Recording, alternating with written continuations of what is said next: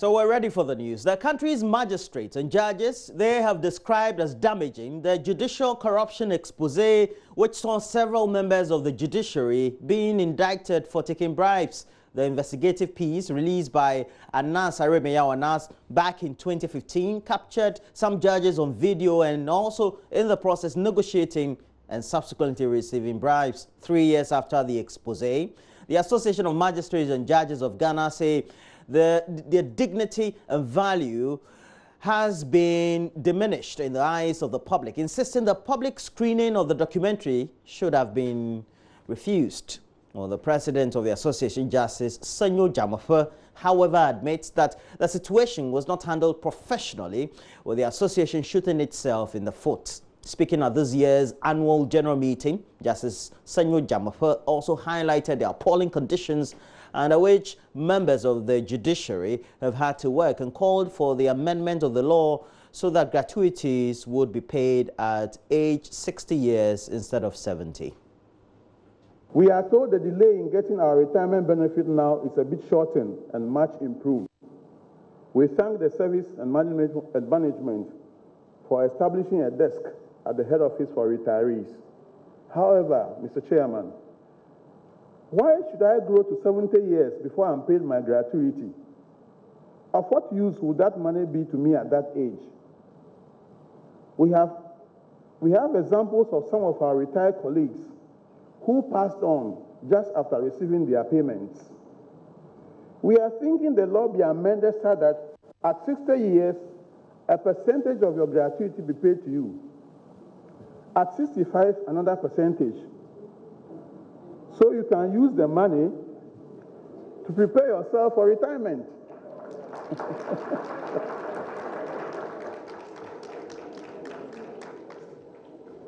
This, the association thinks, is more proactive and more beneficial to us instead of the lump sum payment on final retirement at 70 or 65, respectively. Like many other workers, the judges and magistrates also have concerns about their salaries. Our salaries are not the best.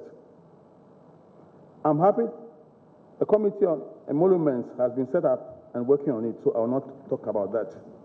The association is at a loss as to the meaning of this constitutional provision, Article 127, Clause 5 and 6, the financial independence of the judiciary. The association also wants to suggest to management to present 2 sets of budgets to government. One for the judiciary, that's the bench, and the other for the judicial service. I'll go over that. The association also wants to suggest to management to present 2 sets of budgets to government. One for the judiciary, that's the bench, and the other for the judicial service. We think combining both makes the figures look too huge for the authorities, and its effect is that it is reduced or cut down, and it's affecting us. We do not want to look selfish, but sometimes that's the reality of life. Salaries or remuneration. Mr. Chairman, the leadership. And just like their counterparts in the legislature and the executive, they also want special treatment when applying for visas, insisting they should not at least be made to join long queues at the various high commissions and embassies. The association is not happy the way judges are treated when we apply for visas to travel. I have the harrowing and sad story of one of our very senior and respected Supreme Court judges sitting with us right now, who was forced to join the public queue outside in the rain, waiting for his turn to enter the U.S. Embassy for his visa interview. Sad to say, I personally went through the same ordeal while our protocol staff stood there helplessly. It wasn't their fault. They are not allowed to help us. The association has taken the issue up and written to the Honorable Minister of Foreign Affairs. We are not saying judges should not be interviewed nor processed, but we are against joining the queue for obvious reasons. We must be treated with some dignity. On our appointed days for interview, we should walk straight without having to join the queue. We should walk in straight without having to join the queue. That's what we want. We pray management assist us in sorting this very embarrassing and disrespectful situation out. I do not think our colleagues elsewhere would join queues for visas. Mr. Chairman, I had information from the protocol department that diplomatic status given to our colleague High Court judges has been withdrawn without reason. We want management to do everything that is necessary to have it restored. Secondly, spouses of judges with diplomatic passports be given same status or at worst, service passports. A judge travels with the spouse. He or she is offered the diplomatic courtesies at the airport, while the spouse joins the long queue with the public.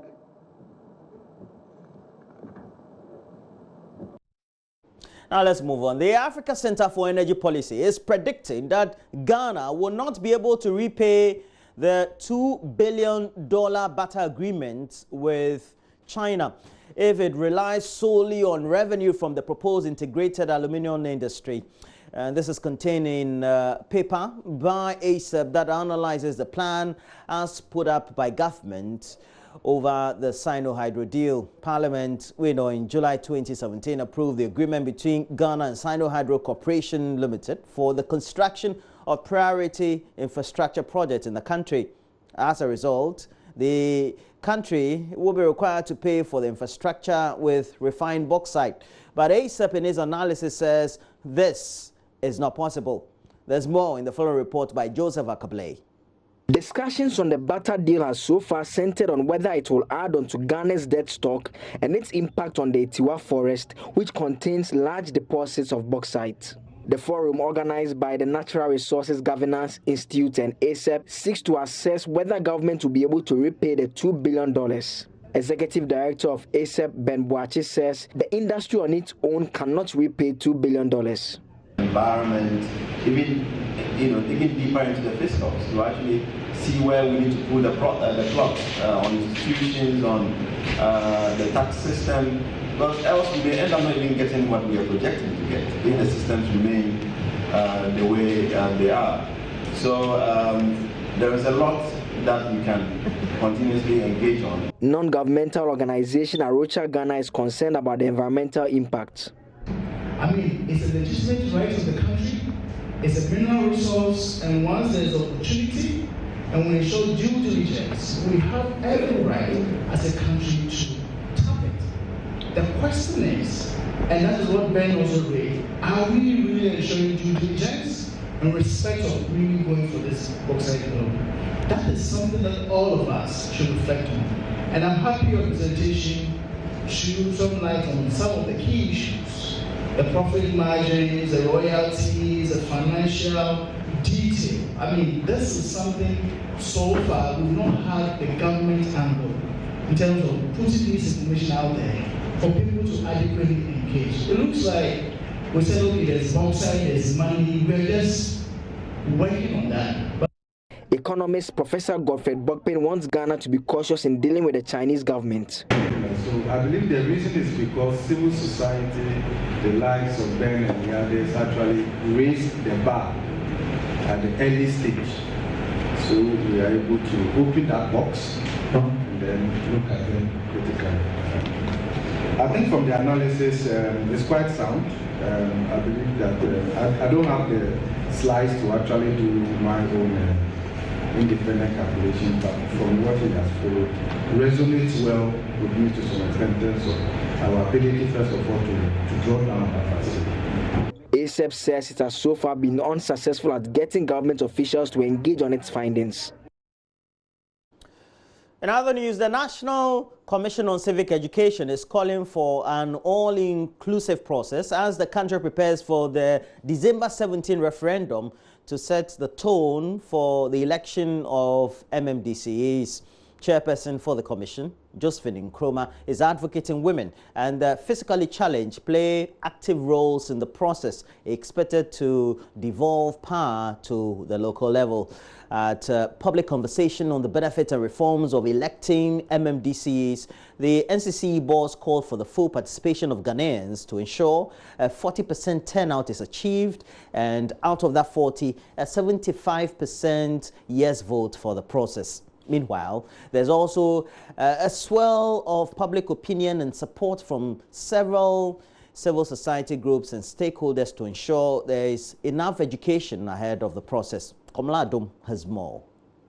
With just 2 months to the December 17 referendum expected to approve an amendment of Article 55, Clause 3 of the Constitution, which institutionalizes the exclusion of political parties from local level elections, education and sensitization campaigns have intensified. A 40% turnout during the vote and a 75% yes vote is required to push the amendment through. At a public conversation organized by the Institute of Democratic Development, IDEG, Chairperson of the National Commission on Civic Education, Josephine Nkrumah, called for an all-inclusive process to make room for minority groups. One of the key things that we must begin to question is democracy is meant to be inclusive and participatory. What mechanisms are we putting in place to ensure that marginalized groups are properly included in this process? Not just the process of towards the referendum, not just the process of making the or not just the issue of making the process fair, free and transparent, but beyond that, how do we ensure that women, persons with disability, youth groups can fully participate, because we are looking at an inclusionary system of governance. She tells JoyNews the role her outfit is playing to ensure the goal of decentralization is achieved. As an institution, NCC, ours is to educate. And so we are there to educate and to bring out the issues, provide a platform for the issues to be discussed dispassionately, but with the sole objective that people understand and make informed decisions come December 17th. Executive Director of IDEG, Dr. Emmanuel Akwete, believes there must be deliberate efforts to ensure development reaches the grassroots, who will be key in determining who heads the assembly if the referendum gets an overwhelming yes vote. Also, as organizations, we've had 27 years to look at political parties in action. We've seen their strength, at least because of them, as political and civil rights are protected. Well, we've seen them performing poorly on development and delivering what they promise, and we are not satisfied with development after 27 years and so on. So if we're going into looking at what we must do so parties serve as well, I think we'll pay less attention to their making them electoral and pop. That we've seen. We even want to regulate that. But we are going to concentrate on what will make them give us the development goods. Other groups, including the Ghana Journalists Association, the Peace Council and Labour groups, have pledged their support for the process. Chairman of the Peace Council, Reverend Professor Emmanuel Asante, wants a lot more education to drum home the need for the exercise. It is good that we have done something like this here, but we should also know that Ghana is bigger than Accra. As to whether the thing is sinking down, going down to the majority of the people out there, that's another matter.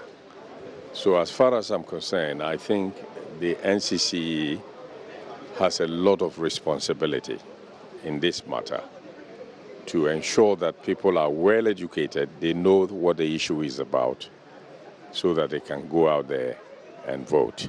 The Christian Council says its members will use the pulpits and churches to spread the word as the election draws closer. It is extremely important that at the local governance level, the people who lead us must have an intimate relationship with the people on the ground. In other words, the people must have the power to appoint and to disappoint them. This project has the full support of the Christian Council of Ghana. Our churches will use our pulpits to mobilize the masses to come and vote yes on that day, because we believe that that will lead to a robust health, education, water, and sanitation system. Advocates believe the process would allow a proper administration of the common fund and make the elected representatives accountable to the people. Before we go, the Minister for Parliamentary Affairs, Osei Mensah-Bonsu, says the monetization of politics in Ghana has become a national crisis. Speaking at the Meet the Press series, he said the phenomenon has consequences for the fight, for example, against corruption, if not checked. Mr. Mensah-Bonsu called on political parties and relevant state agencies to help reverse the trend. Because if where we are going, if care is not taken, Parliament may be populated in the foreseeable future by people with fat wallets and people with lean purses who may be very credible, very intellectual, and who may be able to serve the cause of this country, may be relegated to footnotes, and money bags will take over our democracy. Wherever the monies will be coming from, nobody can tell. But you and I can only conjecture. The growing trend of monetization in the country's electoral process has reached alarming proportions, we must all admit. It has reached the level of a national crisis. Distinguished colleagues, if we have a system which is dominated by monocracy, I keep telling people that nobody is into politics as a father, or if you like, a mother Christmas, right? Politics is not a matter of religion or faith, where congregation, when the pastor calls for the donation of for collection, we say to them that politics is not like that. The politician sows today, he wants to reap tomorrow. These days, we are talking about curbing corruption, or at least the perception of it in the system. How do we deal with it when we know that the process of electing politicians, members of parliament, to represent us is so much predicated on money tricks, and yet we pretend that nothing is happening? We can't, I submit, that we can't deal with corruption if we don't confront this reality. Because, to restate, nobody is into politics who is a Father Christmas. The minister also called on political parties to review the process for selection of parliamentary aspirants or candidates in order not to compromise the quality of those who represent the people in parliament. Let's face it, there's nowhere in the established democracies where, at the end of a tenure of one parliament, the process of choosing parliamentary candidates is reduced to an all-comers game, which people from within the country and from without the country descend on constituencies and say to the electorate, we are ready to remove the incumbent member of parliament and introduce ourselves. And when you ask some of them, oh, there's no development, oftentimes that's the refrain, there's no development in the constituency. And as political parties, to ensuring that as a country we conduct primaries that would select appropriate persons to represent the constituencies and represent the institution of parliament, and then be able to perform the functions so defined by the Constitution as the functions of members of parliament. On that note, we have to end the news. We'll bring you a review of the newspapers next. Stay with us.